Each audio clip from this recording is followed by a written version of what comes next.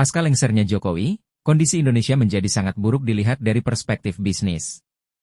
Hal ini dapat dilihat dari sektor perekonomian, khususnya dalam hal kepemilikan, pengelolaan, dan pengambilan keputusan terkait sumber daya ekonomi. Berikut adalah analisisnya. Kepemilikan dan kontrol sumber daya. Dominasi asing. Banyak sektor strategis, seperti pertambangan, energi, dan infrastruktur, masih didominasi oleh perusahaan multinasional. Hal ini menunjukkan bahwa sebagian besar kekayaan alam Indonesia belum sepenuhnya dikelola oleh rakyat Indonesia sendiri. UMKM. Sebagai pilar lokal, UMKM menyumbang lebih dari 60% PDB dan 97% lapangan kerja.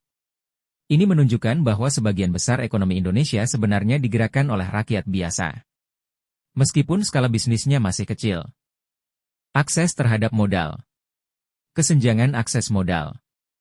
Banyak pelaku bisnis kecil, termasuk UMKM, masih menghadapi keterbatasan akses terhadap pendanaan, kredit usaha rakyat atau KUR, dan pembiayaan mikro membantu.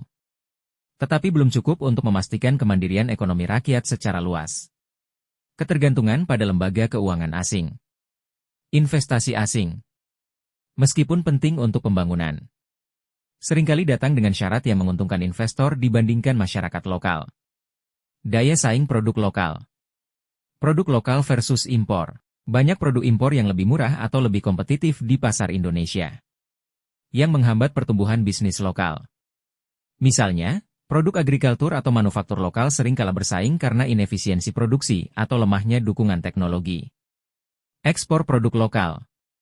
Produk UMKM, seperti makanan khas dan kerajinan tangan, memiliki potensi besar di pasar internasional, tetapi sering menghadapi tantangan seperti keterbatasan kualitas, standar internasional, dan pemasaran. Digitalisasi dan teknologi. Adopsi teknologi oleh UMKM. Sebagian UMKM telah mulai memanfaatkan teknologi digital, seperti e-commerce, untuk memperluas pasar mereka. Namun, masih banyak pelaku usaha yang belum terjangkau teknologi, terutama di daerah pedesaan. Ketergantungan pada platform asing.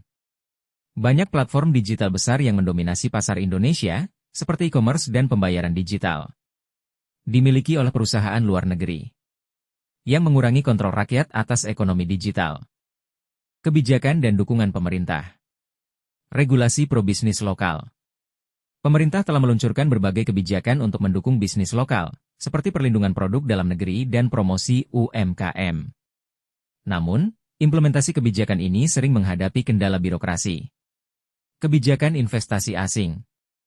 Beberapa kebijakan membuka sektor strategis untuk investor asing, yang terkadang mengurangi peluang bagi bisnis lokal untuk berkembang. Kesadaran dan kemandirian konsumen. Kesadaran konsumen.